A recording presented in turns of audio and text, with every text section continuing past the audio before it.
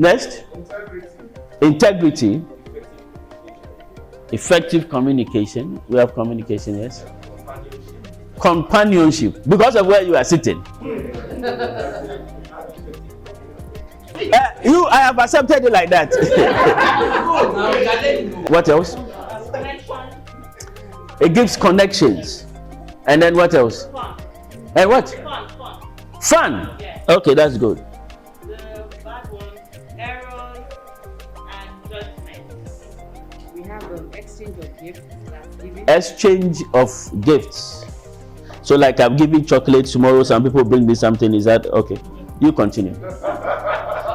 And the unfavorable ones?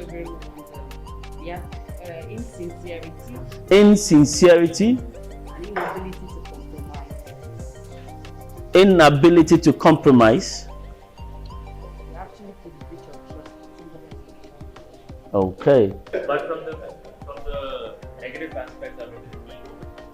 So ego, selling, or generating revenue is achieved not only with one method. Hello? So even within the organization, even within a unit, even within a section within that unit, corporate, right? The way you sell to some corporate clients will be different from the way you sell to other corporate clients. So when we are selling, we want to be able to use multiple structures and strategies in order to generate revenue. One of the strategies that you can use is what we term as relationship selling. Hello? But what we're saying is that growingly, because of competition. Why? Because as if you do adverts, as Hers is doing adverts, Mutual Benefit Life is also doing what? Adverts. Is that not the case? If you're talking about office ambience, place, as this one is building a head office, the other one is also building what?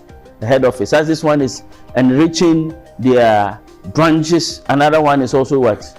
Enriching their. So those type of strategies are easily repeatable by your competition. I don't know if you are with me. Yeah. What makes the difference is the human beings that work within those organizations. So the success of one company like Scape as against another is based on the type of relationships that they have built for themselves. I don't know if you get me. So when I have built a relationship with her, it becomes difficult for anybody to come to her to take that business away. I got a job at one company. It's 95 years old, insurance company in Ghana, and they have built systems for years, and they were surviving on goodwill. But competition came up. But one of the things that was clear to them was that times were changing. I might not even stay here 1 month if you continue your old things. So they said that we are giving you room to operate. And then that room to operate, for me, included not every day shouting on my salespeople. That room to operate, I said I needed a budget so that when I go to any region, me and the manager, we can have a good time. So I'm not going to do inspection, but I'm going to give him a reason why if I leave him, he must work for me. And it looked unorthodox. By September, October, we had done 90% of our target. And then there's one thing I told her, that if you want me to work for you, Friday I close at 3. And that is uncompromisable. And then when I close at 3, what do? I go and start my cold beer, and then, yes. And by September, she calls me and says, how did you do it? You are walking around as if nothing is what is happening. Because you see, the head of marketing of Sam Miller and the head of finance all like beer. And then that time we had a place called Shaka Zulu that we meet. So we discuss insurance in the nightclub. I don't need a proposal. I'm not saying don't sell with proposals. I didn't need a pitch. In fact, my pitch was how good I was with the whiskey I was drinking. And then my quality of choices of what? Whiskey. I'm not saying you two go and drink whiskey. But we would understand that as we go forward, the trick is about understanding who takes the decision and how you build a relationship with the one that what? Takes the decision. And that's the thing that I want us to look. And I tell salespeople that, you see, if your focus is on generating revenue and you not looking at what is the cost of that revenue I'm generating, and in the terms of insurance, what is the claims that is coming from the revenue I am generating, then you're a very bad salesperson. So generally you bring it in one hand and then it goes out in the other. You are not doing anything. Salespeople ought to start now thinking more than the numbers. So now it's about the quality of relationships that you have. How do you create those connections? And why is it important that I build that relationship? Because some of you, building that relationship might involve you leaving your church and joining another church. And Einstein says that it's only, and forgive me, it's only a fool that would keep on doing the same thing over and over and over again and expect different results. Let's try the relationship bit. That's what Einstein is saying. So the question is, how then do I build relationship with that person?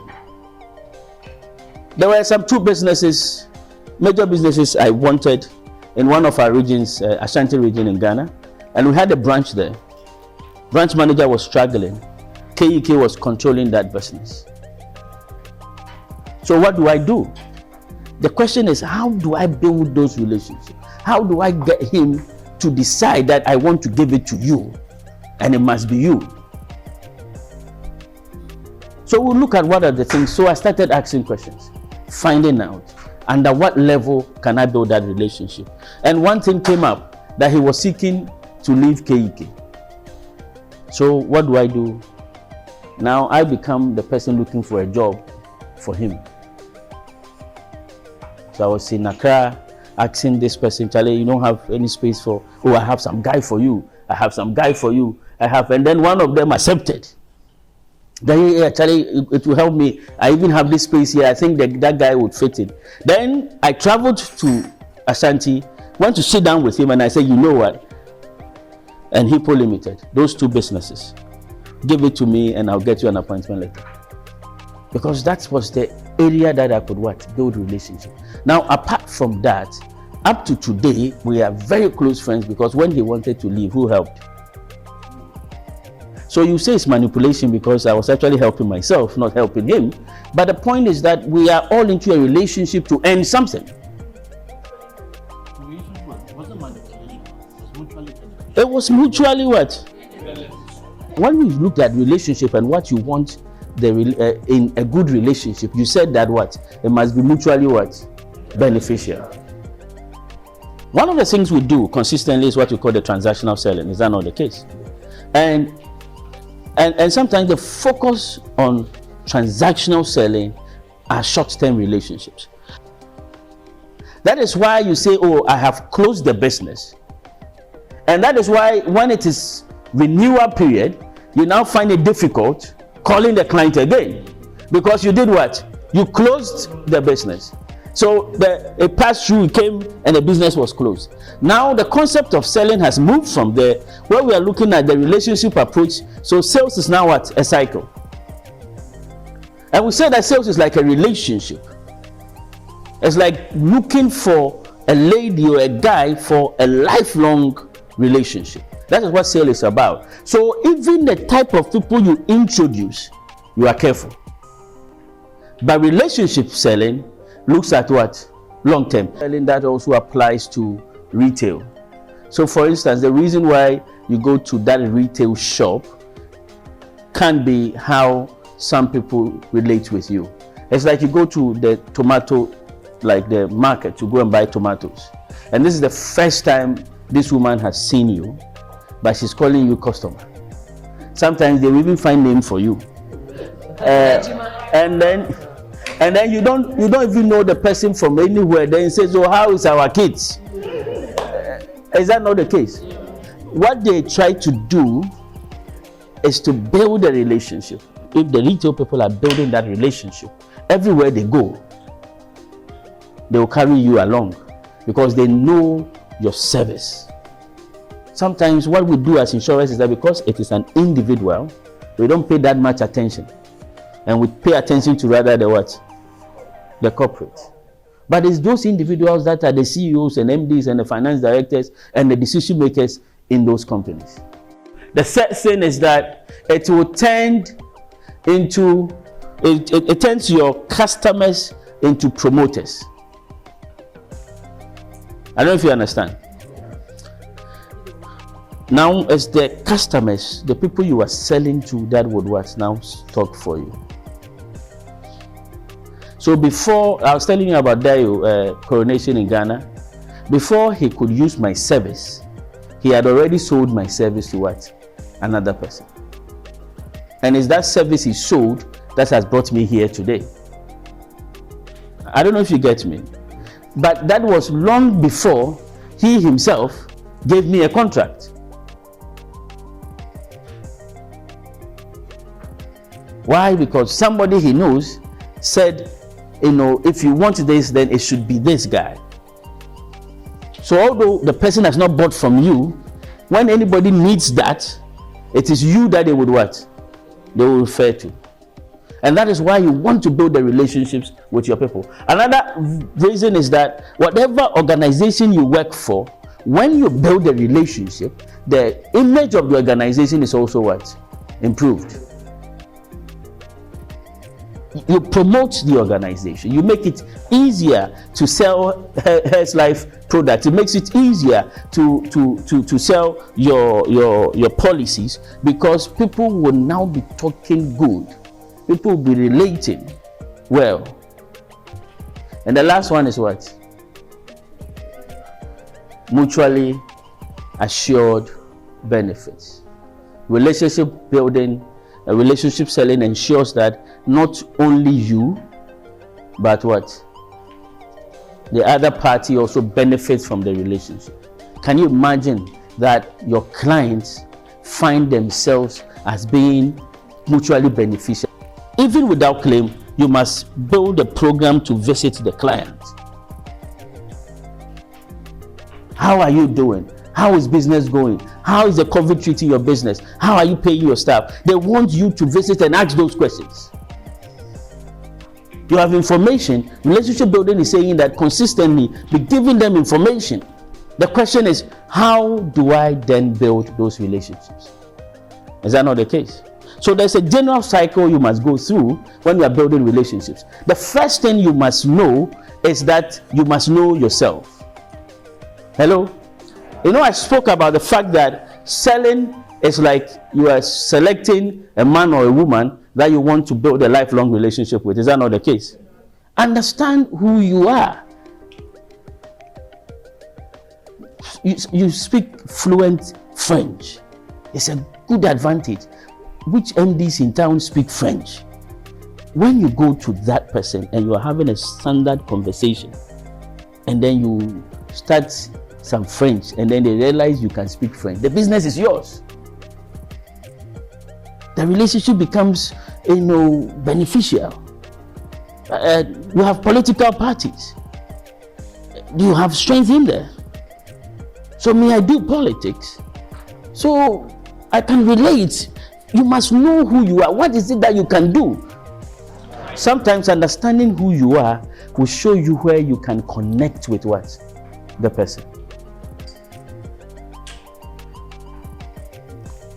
So some of you had opportunity to learn languages. By now you would have realized that you made a mistake by not learning those languages. Research says that when you sit down with a client and just listening to the client, you are 50% through your sale. Because the client thinks that whatever solution you are giving is based on inputs they have what? They have made. But what do we see? In transactional selling, you pushing the product, oh, you don't understand. You are telling the client that the client doesn't understand. Then the client is also explaining to you that what I'm saying, you are not getting it. And so we have, there's a conflict. Give tailored what? Advice. That's all the person wants to see, that you are, it's me you are talking to, and ladies, that's not what you want. Well, how can not attention, but when the client the guy is talking to you and he's referring to other ladies or you ladies, is that what you want to hear? No, you want it to be specific. Is that you must add value to the prospect. But I'm saying that in relationship building, they are looking for something extra. Sometimes it's all about an advice you can give. I started this through my clients. I was teaching in the university and I moved to insurance. So I was thinking, what can I do for my clients? So what I thought I could do was that at weekends, I said, okay, if you can gather your salespeople, I can come and do what? Train them for you. Then one of my clients is into the supply of tractors, brought his people, I trained. 2 of his locations, sales was very bad. And by God's grace, when they came for the training, they went and the things started, attitude started changing. So I was there, he calls me, he says, bring me an invoice. So I said, an invoice for what? Have you bought some new sets? He said, no. The training you came to do, bring me an invoice because I want you to do it again. But the invoice should be for the old one. At that time, I had not registered any company. He said, but you, if you want to give me something, just give me. He said, no, it's a company and I cannot just give. But what you did has added value. And I think that you should be paid for it. So bring an invoice. And I said, then he said, my brother, you are good at what you do. Register a business and bring me that invoice. What was I doing? I was adding value. And those people that I was training, all their salespeople, any business they get, they will bring it to me. The next thing is that if there is any objections that come up, which is usual with every sale, you need to what? Resolve it. But not just resolving it, but resolving it what? Truthfully. That is when you realize that this one, I cannot do it. Don't say you can what? You can do it. Sometimes when we are transaction minded, what we do is that we go and then talk about benefits, features, and all those things, rather than educating the client on the options, what they ought to do, just that your product can help what? Solve the problem. You must position yourself as the advisor when it comes to insurance for your customers. You understand? They know where to take this one, they know where to buy. If you go and pretend and do, it will not help you. The next thing is that you must be reliable. But let me show you, I've said this over and again to salespeople. And I want you to think about it carefully. If you are doing short-term sales, the transactional sales because you want to meet your figures, you will not build relationships. Is that not the case? And so every day you are running. My question is that when will you stop running? I don't know if you get me. So first we need to understand where we are. And then we can communicate effectively to those that we are trying to sell to. So go back and and learn about where did your company start? Why did they start your company? If you know that, you would have realized that it has very close linkages with that client that is sitting in front of you. So I used to work for a company called Ghana Union Assurance. There was a young man who was working for a British company. As a secretary, he became an underwriter, and he went to school whilst he was still working. And slowly he bought the company he was working for. It's a story that a lot of entrepreneurs would want to associate with that company. But you don't know, this company is 91 years old and that is it. How are you able to now create that connection with your company? So we're saying that to be able to be effective at relationship selling, you must build knowledge. Remember, we said that you must provide technical advice, you must have technical expertise, you must help them improve their lives, you must help them take that decision that will favor you. And you can only do that if you have information in your hands. And the first one you must understand and know about is knowledge about what? Your own organization. What is it that your company is good at? Which of the products do you know that you are superior?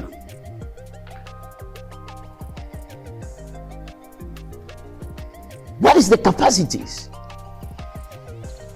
Where do you know that when it comes to this, you should not go and run your mouth because your company will disappoint you?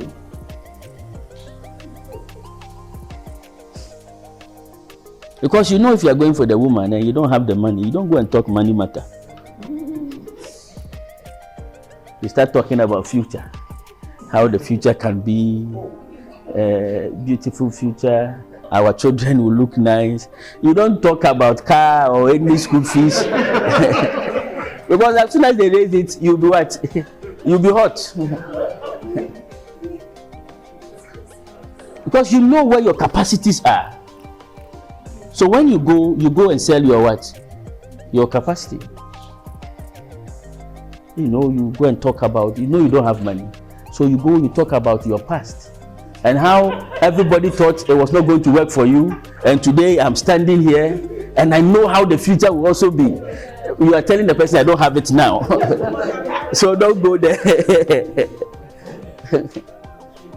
I don't know if you are with me. Understand the company you work for. The next one is knowing your client's company. Know their pain points. Understand what they are going through. If it's a construction company, what are the needs of the contractors? You know that sometimes the contractors, they are two ways. They are poor or they are rich. There's no in between, because when they are delaying in paying them, they are poor. And the day they pay them, then they can even overpay their premiums. The next thing that you want to look out for is your products and services. Hello? I was telling insurers that, when they are incorporating your organization, you only don't, the incorporation documents, and please go look at it. It's not only about providing insurance products. They add in it and risk management services. Your understanding and appreciation of those documents and the services you provide is important. And once you are showing the client and explaining, letting them understand why we ought to do this and not that, then makes you an authority in that matter. So anything insurance, they want to come to you rather than any other person else. So when you have knowledge, it becomes power for you when you are selling. When you have knowledge, you know that the client has not been paid. You know that the client has been paid. And then you are able to make a pitch for it. Something that you understand the client's business. They easily associate with you. When I was coming, there's a bid that we were fighting for, and it was PwC was part of it and some other companies. And I was second in the technical proposal. And I was not okay. And the consultant said, My brother, for a young company like yours, with 4 years experience, to be rated 2 steps above PwC, go home and jubilate. What is happening? Last year, I won the same thing over Deloitte. They are looking at what is the content of your delivery. There are people who say that we are giving it to your company, but Mike, we want you to do the presentation. I got some major one from GIZ, and it was 12 presentations. So I said, okay, I'm doing some 3, and other consultants will do the others. By the time I did the second one, the executive director came to me and said, I know what we agreed on, but I don't think anybody can deliver it and handle it, this one, the way you are doing it. So I beg you, even if we have to alter the contract and add something small, I will do it. But do it. It's that content. And why? And that is why when I bid again, they will choose me again over Deloitte. And if PwC even bids, because you see, PwC, who are they going to use? Does that person have that quality? And that is what people are looking for now. So you can be Scape, you can be IO. If your service delivery, if a smaller company is providing that link, the type of people we are dealing with today is about content. The people have changed. You are dealing with people like us who know what we want. There's the decisive Shola, for instance, and we say she solves problems in a decisive, active, and assertive manner. That type of person is proactive, results driven, and what? And wants to win. Are you that person? The person you are dealing with, is he the decisive Shola? And you must understand that if you are dealing with somebody like that, then your knowledge must be what? Apt. Your timing must be what? Must be correct. We have what we call Odunayo, and he is the easygoing. And the person develops ideas and strategies independent of rules and regulations. These type of people, they don't want you to tell them about the rules. They are interested in how can you solve that. Be creative when you are coming to me. And we have the analytical Vinay, somebody who believes in methods, who believe in structures, believe in what? Processes, and how things should be done. So, for instance, if you look at my life, I'm a mixture of these things. Because depending on the persona of the person you are dealing with. Then we have the consensus Yomi, who likes to be more collaborative, wants to take the decision with you, want your inputs, let's discuss the solution. What can you do? So what are you saying? What is it about? How are you looking at it? How can we resolve it? We also have the relationship Emeka, who is what? Yeah. Yes. That person too, when you find that person, you ought to also be the same. Don't say me, there's one thing you don't do as a salesperson. Me, you don't matter in the equation. Yeah. What your client wants is what matters, is what put food on the table. And what your client wants is what will make them say good things about you at church. You understand? If you want to be respected at church, respect your client. Because if you respect your client, you get money. If you get money, the church will respect you. And when they are taking decisions in the family, 20 people will take the decision. When you come, they know at the end of the day you will pay. Then they will ask you, what do you think? They say, but people have decided, yes, we have no, but don't mind the others. What do you think? Because it's your money that will push the thing. If you know that, then you must understand that the client is key. And what the client wants is what we work around to what? Deliver to them. And the last thing is which one? There's the skeptical Farid. They are more objective in nature. They are looking at the other side of things. What if? What if you don't pay me? What if this situation happens? What if that? And what if this? What I'm trying to let you understand is that you ought to know and understand that the people that we sell to have changed. That's number one. Number two, there are various types of people that you meet. And number three, depending on the person you meet would affect how you build a relationship with that person. If the person is consensus you meet, the way you relate with that person, they want you consistently for you to find a middle ground and discuss the solution. How do we solve it? They are like that. There are some of them who is Shola, will come to you with what they want. This is it. Take it or what? Or leave it. And they know that they have done their homework. They know that they are clear about it. Depending on who you meet, in terms of their persona, it would affect how you treat them, how you deal with them. Thank you very much for today. We will continue tomorrow. The good thing is that we've packed the process in tomorrow. With what we have done, the process is not going to come to tomorrow. So we start lead generation, the general sales process, and then we'll look at some of the things that we need to know when we are looking at the sales process. Is that okay? Thank you very much. I think you've been great.